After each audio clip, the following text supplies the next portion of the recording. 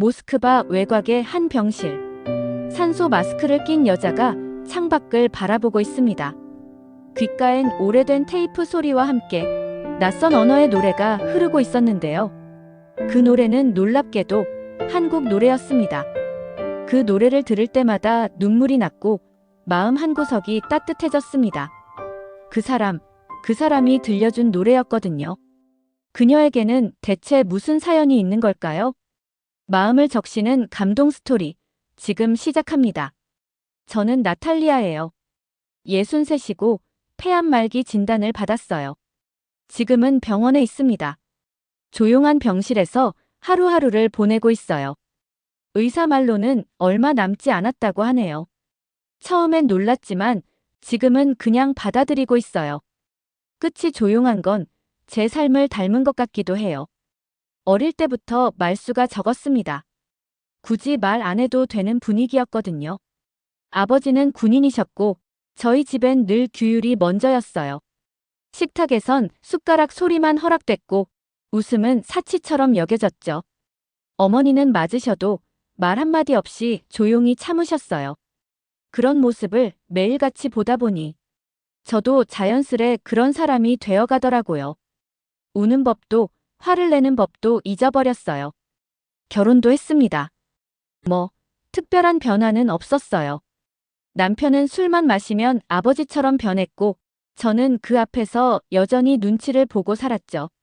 말을 줄이고 시선을 피하고 물컵 하나 내려놓는 소리조차 조심하면서요. 딸아이가 생기고 나선 더 조심스럽게 살았어요. 아이한테만은 제 상처를 물려주기 싫었거든요. 그래서 제 감정은 점점 뒤로 밀렸습니다. 한 발, 두 발 그렇게 마음이 뒤로 숨었어요. 그러다 어느 날부터 거울을 안 보게 되더라고요. 거울 속 얼굴이 참 낯설었어요. 표정이 없는데 이상하게 그게 또 너무 익숙해서요. 감정이라는 게 뭔지, 행복이라는 말이 어디에 붙는 건지 진지하게 생각해 본 적이 없었습니다. 그저 조용히 아무 일 없이 하루를 넘기는 것. 그게 제겐 살아있다는 증거였어요. 그런데 어느 날 남편이 술에 취한 채 딸아이에게 손을 들려는 모습을 봤습니다. 그 순간 속에서 무언가가 끊어졌어요. 그제야 알았어요. 이제 참는다고 끝나는 일이 아니라는 걸요. 딸을 지켜야겠다. 더는 이 아이가 저처럼 살아선 안 되겠다. 그 생각 하나로 저는 딸을 안고 집을 나왔습니다. 그 후로는 세상과 거리를 두고 조용히 숨어 살았습니다.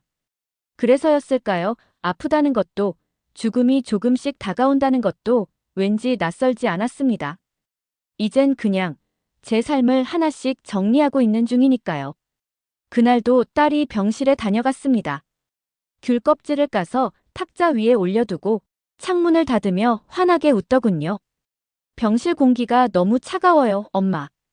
감기 걸리겠어요. 그러곤 이불을 한 번 더 덮어주며 자리에 앉았죠. 한참을 말없이 있다가 딸이 조심스럽게 물었습니다. 엄마, 그 노래 말이에요. 왜 그렇게 자주 들어요? 맨날 같은 노래 같던데. 저는 바로 대답하지 못했습니다. 대신 창밖을 바라봤어요. 눈이 소복하게 쌓여 있더군요. 묘하게 고요한 풍경이었어요. 그리고 아주 천천히 기억의 문을 열었습니다. 그 노래. 처음 들려준 사람이 있었어. 그때가 참 오래전인데 내가 처음으로 누군가의 마음을 들을 수 있었던 순간이었지. 딸은 말없이 제 손을 살며시 감쌌습니다.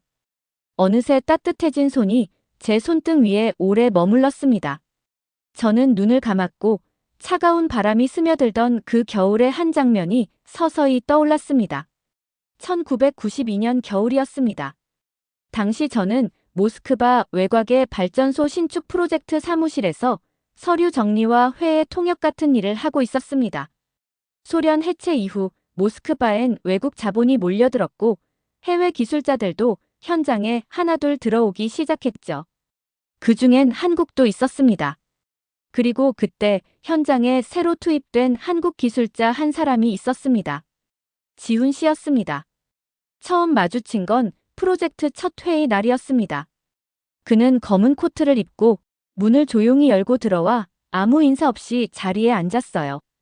손에 든 수첩을 펼치고 표정을 바꾸지도 않은 채 작게 한숨을 내쉬더니 말했습니다. 이거 설계도대로 시공하면 구조상 위험합니다. 그 순간 회의실 안의 공기가 살짝 얼었습니다. 러시아 측 엔지니어들이 서로 눈치를 받고 저 역시 멍하니 그 사람의 얼굴을 바라봤습니다. 무례하다고 할 순 없었지만 차갑고 선을 긋는 말투였어요. 속으로 생각했죠. 아, 한국 사람도 별반 다르지 않구나. 예의는 없네. 그날 회의는 처음부터 끝까지 긴장감이 흐른 채로 끝났습니다. 저는 그 사람에 대해 호감도 기대도 없었어요. 그냥 또 한 명의 외국 기술자일 뿐이었죠. 그런데 며칠 뒤 회의가 끝나고 돌아서려던 저를 지훈 씨가 조용히 불렀습니다. 나탈리아 씨, 혹시 잠깐 시간 괜찮으세요? 그날따라 제 이름을 정확히 발음하더군요. 그게 낯설게 들렸습니다. 아니, 묘하게 또렷하게 들렸다고 해야 할까요? 미팅 때 제대로 전달 못한 부분이 있어서요. 조금만 도와주실 수 있나요? 말투는 여전히 조용했고 눈빛은 차분했지만 그날따라 이상하게 사람이 다르게 느껴졌습니다. 저는 그를 따라 조용한 회의실 한쪽으로 갔습니다. 서로 마주 앉아 서류를 펼쳐보며 이야기를 나눴고 그때 저는 처음으로 한국 기술자들이 얼마나 고립된 환경에서 프로젝트를 진행하고 있는지를 알게 됐습니다. 사실 러시아 쪽 엔지니어들과 협업하는 게 쉽지가 않네요. 기준도 다르고 언어도 장벽이고요. 그의 말에 저는 고개를 끄덕이며 말했습니다. 저희도 마찬가지예요.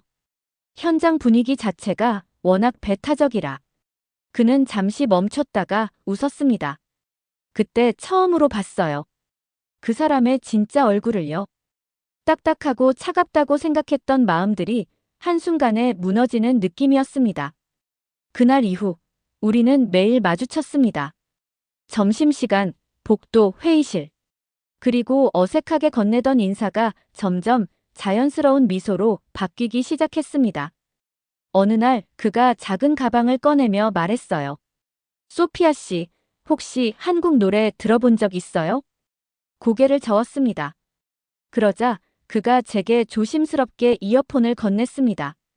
작은 워크맨이었고 버튼을 누르자 조용한 기타 소리가 흘러나왔습니다. 그 노래는 어느 60대 노부부 이야기라는 곡이었습니다. 가사를 전부 이해할 수는 없었지만 잔잔하고 따뜻한 멜로디가 제 마음을 서서히 두드렸습니다. 이 노래는 오래 함께한 부부의 이야기예요. 한 사람이 먼저 떠나고 남겨진 사람이 혼자 살아가는 이야기죠. 그의 설명을 들으며 저는 이상하게 울컥했습니다. 그날 저는 아무 말도 못하고 그냥 고개만 끄덕였어요. 며칠 뒤 그는 저에게 작은 회색 워크맨을 선물했습니다. 노래가 담긴 테이프와 함께요. 가끔 외로울 때 들으세요. 그러면 제가 여기 있는 것처럼 느껴질 거예요.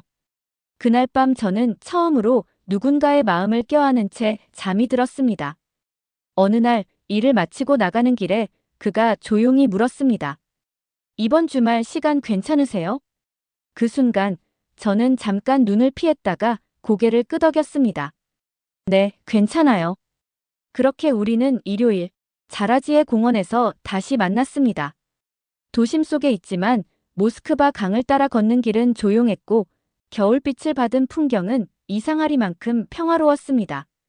나무 아래엔 눈이 얇게 덮여 있었고 강 건너편에선 햇살이 얼음 위에 반사되어 반짝였어요. 우리는 오랫동안 걷기만 했습니다. 굳이 말을 하지 않아도 이상하게 마음이 편안했어요. 강이 보이는 언덕 아래 벤치에 나란히 앉았을 때 그가 조심스럽게 제 손을 감싸쥐었어요. 장갑 너머로 전해지는 체온이 묘하게 낯설고 또 익숙했어요. 그리고 그가 아주 천천히 고개를 숙여 제 입술에 입을 맞췄습니다. 가볍지도 않았고 무겁지도 않았어요. 단지 그 순간이 오기까지의 시간을 서로 알고 있었던 사람들만이 나눌 수 있는 아주 정직한 감정이었죠. 그날 밤 우리는 서로의 마음을 확인했어요. 감정을 숨기기엔 너무 많은 것을 나눴고 말로 설명하긴 너무 깊은 마음이었어요. 돌아오는 길, 지훈은 제 손을 끝까지 놓지 않았고, 저는 그의 손이 따뜻하다는 걸 오래도록 기억하고 싶었습니다. 하지만 행복한 시간은 그리 오래 가지 않았습니다. 어머니가 그 사람과의 관계를 알게 되셨고, 우리는 심한 반대에 부딪혔거든요. 언어도 안 맞고, 문화도 달라서 시간 지나면 결국 벽이 생겨. 외국 남자랑 사랑해서 무사히 끝난 여자 한 명도 못 봤어. 어머니는 말씀하셨고, 저는 입술을 깨물었습니다. 저는 어머니의 뜻을 거스를 수 없었어요. 결국 그 사람을 보내야 했습니다. 그는 아무 말 없이 떠났어요. 그 이후로 저는 다시 조용히 살았습니다. 목소리를 줄이고 마음을 접고 그 사람의 이름은 조심스럽게 속으로만 불렀습니다.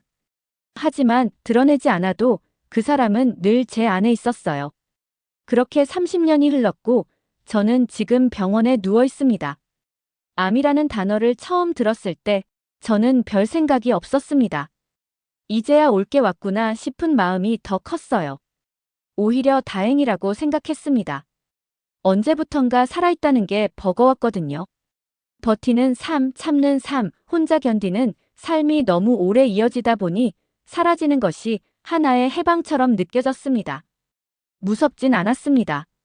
누군가와 헤어지는 것도, 무언가를 놓아버리는 것도 이젠 꽤 익숙한 일이었으니까요. 그냥 조금 서운했습니다. 한 번쯤은 누군가의 끝이 아니라 기억으로 남고 싶었는데, 누군가에게는 따뜻한 장면 하나로라도 남아보고 싶었는데 말이죠. 그래서였을까요? 이상하게 그 노래가 더 자주 생각났습니다. 늘 같은 부분에서 가슴이 먹먹해지고 사라지려던 감정들이 다시 피어오르곤 했습니다. 죽음이 다가오는 순간 제가 다시 꺼낸 것도 결국 그 사람의 이름이었고 그 사람의 노래였습니다. 지금 생각해보면 그 사람은 사랑이기도 했지만 그보다 먼저 제가 처음으로 마음을 꺼내도 괜찮다고 느낀 사람이었어요. 그 사람과 함께한 시간은 짧았지만 그 기억 하나로 30년을 견딜 수 있었습니다. 그 사람을 만나서 뭘 어떻게 하겠다는 건 아니에요. 다만 마지막으로 한 번쯤 그 사람의 얼굴을 보고 싶어요. 그날 이후 단 한 번도 고맙다는 말을 못했거든요. 이제 와서 뭐하러? 이미 늦었어요. 그렇게 말하면서도 저는 여전히 그 노래를 듣고 있어요. 그런 제 곁을 딸 올가가 지키고 있었습니다. 예전부터 말이 많은 아이는 아니었지만 그 아이의 손길은 언제나 따뜻했어요. 제 손을 꼭 잡아줄 때면 괜찮다고 말하지 않아도 괜찮아지는 느낌이 들었습니다. 어느 날 침대 옆에 앉은 올가가 조용히 물었습니다. 엄마, 혹시 그 사람 보고 싶어요? 저는 대답하지 않았습니다. 하지만 그날 이후 올가의 손엔 늘 휴대폰이 들려 있었습니다. 무언가를 열심히 검색했고 메시지를 보내고 기다리는 얼굴로 창밖을 바라보곤 했습니다. 그게 무슨 의미인지 저는 알고 있었습니다. 그리고 무서웠습니다. 몇 주가 흘렀습니다. 올가는 여전히 휴대폰을 손에 쥔 채 조용히 무언가를 찾아보고 있었어요. 그 아이가 요즘 어떤 일을 하고 있는지는 굳이 묻지 않아도 짐작할 수 있었습니다. 그리고 그날이 찾아왔습니다. 올가가 병실 문을 조용히 열고 들어왔고 한참 동안 숨을 골랐습니다. 엄마, 한국에서 연락이 왔어요. 저는 순간 귀를 의심했습니다. 며칠 전에 엄마 이야기를 인스타에 올렸거든요. 어릴 때 엄마가 한국 노래를 들었던 이야기, 그리고 엄마가 누군가를 여전히 기다리고 있다는 얘기요. 그랬더니 어떤 분이 댓글을 달았어요. 혹시 나탈리아 씨 아니냐고요. 순간 심장이 쿵쾅거렸습니다. 뼈가 떨리는 것 같은 감각이 왔고 목구멍이 말라붙어 아무 말도 할 수 없었어요. 그 사람이 저를 기억하고 있었단 사실보다 지금 이 순간에도 저를 다시 찾고 있다는 그 말이 오히려 저를 무너뜨렸습니다. 싫어. 그냥 그만하자. 딸이 저를 바라봤지만 저는 눈을 마주치지 않았습니다. 창밖으로 시선을 돌린 채 천천히 말했습니다. 이 모습 보여주고 싶지 않아. 그 사람 기억 속엔 좀 더 나았던 내가 남아있었으면 좋겠어. 말을 꺼내는데 오래 걸렸지만 말끝은 아주 짧게 잘랐습니다. 어떤 감정도 흐르지 않게 그저 사실처럼. 보고 싶은 건 맞아. 근데 꼭 본다고 해서 좋은 건 아니잖아. 딸은 무슨 말을 하려다 입을 다물었고 저는 손등에 시선을 고정한 채 조용히 한마디만 더 했습니다. 이대로가 나을 수도 있어. 그 말은 누구보다 제 자신에게 하고 있는 말이기도 했습니다. 그날 아침 올가는 평소보다 일찍 병실에 왔습니다. 들뜬 얼굴이었지만 괜히 아무 말도 하지 않더군요. 간호사에게 인사도 짧게 건넨 뒤 제 머리맡의 수액 라인을 살피는 척하면서 슬쩍 이렇게 말했어요. 혹시 오늘 누가 와도 너무 놀라지 마요. 저는 묻지 않았습니다. 그 말만으로도 가슴이 쿵 내려앉았거든요. 괜히 거울을 한 번 더 들여다봤고 입술에 핏기가 도는지 시트 끝에 비친 얼굴을 확인해 보기도 했습니다. 그렇게 몇 시간이 흘렀고 병실 안엔 말이 줄고 숨소리만 가끔 천천히 지나가고 있었습니다. 그리고 그날 오후 병실 문이 조용히 열렸습니다. 하얀 복도 넘어 천천히 걸어 들어오는 한 사람이 있었습니다. 정말 그 사람이었습니다. 세월이 흘러 얼굴엔 주름이 졌지만 그 눈빛은 그대로였습니다. 낯설지 않았고 멀지 않았고 그저 조금 늦게 다시 돌아온 사람처럼 느껴졌습니다. 그는 천천히 제 곁으로 걸어와 제가 쥐고 있던 손등 위에 자신의 손을 조심스럽게 얹었습니다. 나탈리아, 당신을 다시 만나게 될 줄 몰랐어요. 저는 고개를 들 수 없었습니다. 이런 모습 보여드리고 싶지 않았어요. 아름답게 기억되고 싶었거든요. 예전 그 모습으로만 남고 싶었어요. 그는 조용히 웃었습니다. 잠시 제 얼굴을 바라보던 그가 낮고 부드럽게 말했습니다. 저는 당신이 어떻게 변했는지 보러 온 게 아니에요. 한 번 더 짧게 숨을 고른 뒤 덧붙였습니다. 시간이 흐르면서도 내가 잊지 않은 사람, 그게 당신이에요. 지금 당신은 내겐 그때 그 모습 그대로예요. 그 말에 저는 무너졌습니다. 말을 크게 하지 않아도, 사랑한다는 말을 굳이 하지 않아도 그 사람의 눈빛과 목소리 안에 제가 지켜내고 싶었던 그 모든 감정이 들어있었습니다. 아무 말도 못하고 그저 그의 손을 꼭 쥐었습니다. 30년 만에 누군가의 손에서 따뜻함이라는 걸 느꼈습니다. 정말 오랜만이었어요. 다시 사람의 체온이라는 걸 느낀 건 그날 이후 지훈 씨는 매일 제 곁에 있어 주었습니다. 지훈 씨는 예전보다 말이 더 줄었지만 그 침묵 속엔 따뜻함이 있었습니다. 제가 숨을 고를 때마다 물을 건네고 식사를 못하면 조용히 손을 잡아주는 사람. 그의 손이 닿을 때마다 제가 진짜 살아있는 것 같아 행복했습니다. 나탈리아, 우리가 함께 할 수 있는 시간이 얼마든 그 안에서 우리는 봄을 맞이할 수 있어요. 당신의 고독했던 겨울을 이젠 끝내도 괜찮아요. 지훈 씨는 그렇게 말했습니다. 그 말이 이상하게 마음을 툭 건드렸습니다. 저는 봄을 기다려본 적이 없었습니다. 겨울이 끝나길 바라지 않았고 끝난다고 해도 따뜻해질 거라는 믿음조차 없었던 사람이었어요. 그런데 그 사람은 저를 향해 계절을 이야기했습니다. 매일 밤 지훈 씨는 김광석의 노래를 불러주었습니다. 30년 전 우리가 함께 들었던 그 노래.